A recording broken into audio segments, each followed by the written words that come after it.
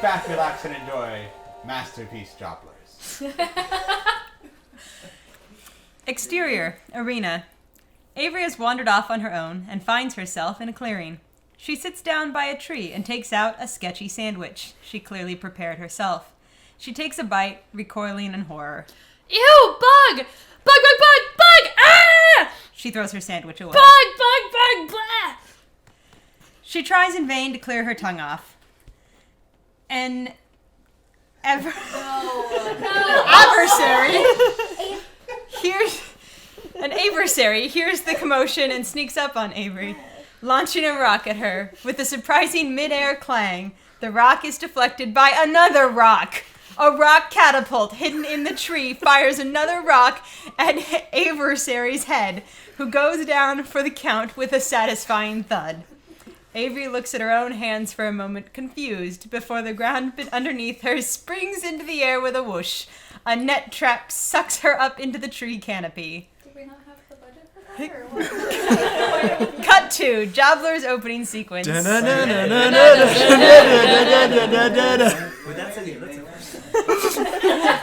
And cut to interior safe house, the living room.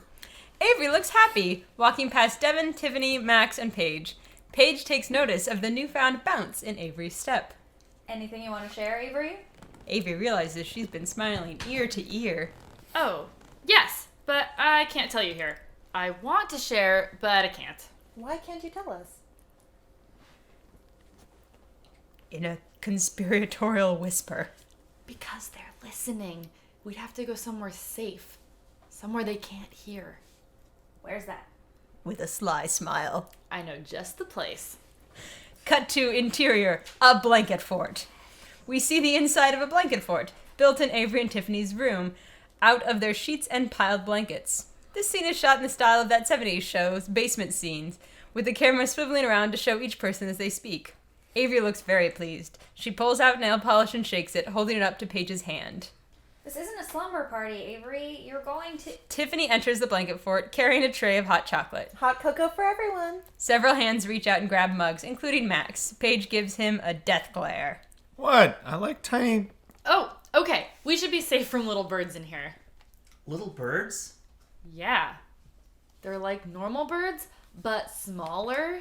I know what little birds are. I just don't know why you care if they're in our blanket fort. They're very chatty. Haven't you ever heard someone say a little bird told them something? Avery, that's just an expression. Max getting up to leave. Yeah, I'm out. Thanks for the cocoa, Tiff. Then you won't hear about my new friend. He's super nice. Stopping his exit and with a hint of jealousy. He? Max, you'd like him. Eddie lives in a tree and says I'm the only person who can see him. Imaginary. Got it. Max exits, satisfied there's no threat. Well, I'd like to meet him. Well, he said only I could see him, but I'm sure he'd like to meet you guys. That would be great, actually. Is he here? Now? Devin addresses the empty area, tentatively. Hi, Eddie. Nice to meet you. Paige glares at him. What? I'm trying to be supportive. No, he's not here, silly. He lives in the arena. He lives in the arena, and he's invisible. Okay, Avery, let's try and keep our friendships to real people. Are you saying you can only be friends with real people? Present company excluded. Let's say people with bodies. I think that's a good place to draw the line. I once amputated this guy's head. He didn't have a body. Probably not a friend of yours then. Guys, Eddie has a body. But you said we couldn't see him. That's just because he's super secretive. He lives in the arena and he doesn't want anyone to catch him. But I'll take you to him tomorrow. In the meantime, I think glitter polish would really bring out Devin's eyes. Avery jingles a container of sparkly nail polish. The camera pans to the other girls, who shrug, then over to Devin, who begins slowly backing out of the blanket fort. Cut to exterior arena. Close-up of glitter polish on Devin's hands as Avery leads Paige, Tiffany, and the glittery Devin through the woods. They have been walking for some time. I have definitely seen that tree before. And that clearing is where we took a break an hour ago. Pretty sure it was over here. Yeah, that's the rock Avery said meant she knew exactly where we were. What rock? Oh, I know exactly where we are. It's this way. The gang is led to a small clearing in the brush. It's here, right here. Everyone get out the sandwiches I made and follow me. The gang pulls out poorly made sandwiches that Avery handcrafted. Avery raises hers to her mouth, taking a bite as the others do the same. Devin is chewing, but Avery just holds it to her mouth for a moment, making sure everyone is following along. Then she spits it out violently. Ew! A bug in my sandwich! Devin, Paige, and Tiffany, wide-eyed, spit out their sandwiches. Did you put bugs in our sandwiches? Shh, it has to be exactly like this. Avery throws her sandwich over her right shoulder. The others do the same. They're not really interested in finishing lunch now anyway. It's a good thing I'm all alone here.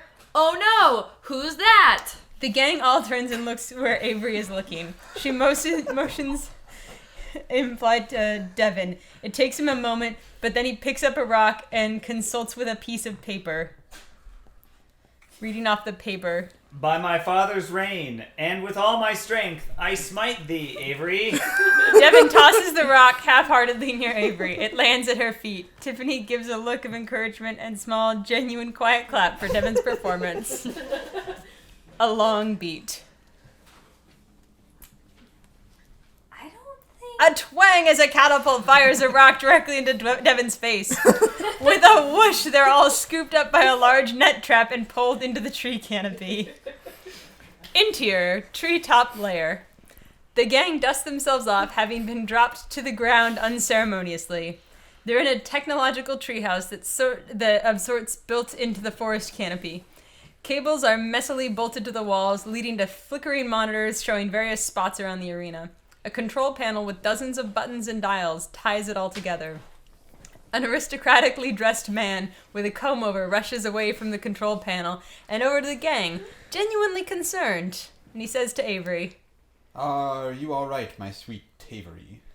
Devin has a black eye and what appears to be a broken nose from the rock striking his face. He speaks nasally, like someone trying to hold in the blood. Ow. Yeah, we're all fine, Eddie. Who are these brigands? Shall I execute them, milady? Eddie brandishes a stick in their general direction. No, these are my friends. That's Paige, Tiffany, and Devin. Stop bleeding, Devin. It's impolite. I am pleased to make your acquaintance. Eddie bows deeply. Eddie talks funny because he's a gentleman. Nice to meet a new friend. I hope you don't mind us dropping in. Avery's imaginary friend is real? Paige looks to Devin, speaking to him in hushed tone. Devin, are you thinking what I'm thinking? Cornelius He must be wasn't real too. crazy. Devin looks sheepish for a moment. And then composes himself. Yours is probably more logical.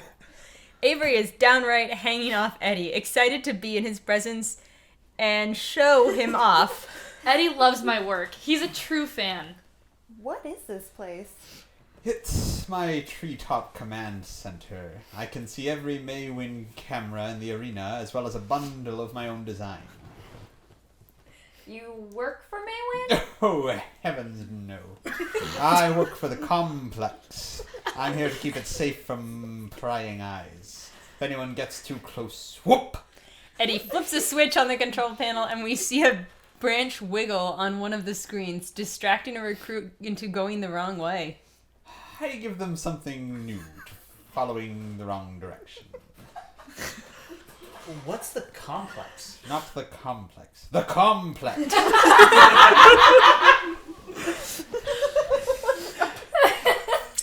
You can't see whether I'm speaking in caps. Can't I? No? Then how did I? My head still hurts from the rock. Oh, where are my manners? Who would like some tea? In the background, on a screen, we see Max is following some burly jerkface through the woods. Eddie, tending to his visitors, doesn't notice. We dolly in on the screen, cutting to exterior arena. Max is following burly jerkface through the woods. In hot pursuit, Max preps his gun, cocking it. With a deep breath, he dodges out from behind a tree, gun extended, and ready to fire. Burly jerkface is nowhere to be found. Max looks around, confused for a moment. Too late, he sees figures it out as Burly J swings down on a tree branch, kicking Max with both legs. Max drops to the ground. Burly J jumps on him, and they both dramatically roll down a hill. At the base, Burly J grabs a rock and tries to bash in Max's face holes. But Burly J finds he now has a new blood hole where his sternum used to be. The smoke clears from Max's gun. Max pushing his attacker off. Whew. Max stands back up, brushing himself off. From the trees, a set of similarly dressed tribal warriors with homemade spears appears. They look furious. And in unison, all the tree folks say, "Murder! Murder! Yeah, it was. Thanks. Not my best, but, you know. He admits to murder! She's the murderer! The tree folk move in towards Max menacingly. Cut to interior treetop lair. Eddie is sitting at his console explaining his role to Devin, Paige, Tiffany, and Avery. It's a safe zone inside the arena. Anyone can come here, live by our laws, and live in peace. That's impossible. MAEWIN would know about this in a heartbeat. They probably do. But they're stretched thin. We don't bother them, they don't bother us. We keep our borders regulated to a small area, and MAEWIN doesn't want an uprising. Live and let live, so to speak. Then nobody kills each other? Correct. We have a zero-tolerance policy for harm within our borders. That probably doesn't work too well for Max. Tiffany gestures to the screen, where we see Max has been bound and dragged in front of a small stage in the safe zone town. Oh no. Cut to exterior, complex town center. The mayor stands on a wooden stage. A crowd has gathered to gawk at Max, who is bound with his arms behind his back and a tight rope leash around his neck. Outsider, you have defiled our lands and stand accused of the greatest offense our people know. Murder within our borders. How do you plead? No, you have got to be kidding me. I am going to kill you when I get out of this. Let the record show he is unrepentant. It is with a heavy heart, therefore I sentence you to the greatest punishment suitable only for the greatest crimes. I sentence you to death. Cut to closing credits. Bonus scene from next episode. Interior, wooden jail. Max is in a wooden jail cell. Devin, Tiffany, Avery, and Paige come to visit. There's a somber tone about them, and no one seems willing to make eye contact. Finally, get me out of here so I can kill these pacifist psychos. Yeah, about that. Maybe threatening to kill a pacifist isn't getting you on their good side. Just get me my gun and let's go home. Some of the gang moves, unsure what to say. Tiffany finally speaks up. We can't do that. What? They're putting you on trial, Max. You killed someone inside their borders, and according to their laws, you have to stand trial. Stand trial for killing someone? I know, it's weird. But it's the way they do things, and the penalty for murder is death. It's kind of fascinating in a microculture sort of way. Scratch that. Get me my gun so I can kill Devin. On the upside, you have a right to be represented by counsel at the trial. Trial? No. Nope, just don't even tell me the downside. No, just kill me now. Well, as your duly appointed representative, I'm going to suggest we stop with the killing before you dig any deeper, eh? End of script.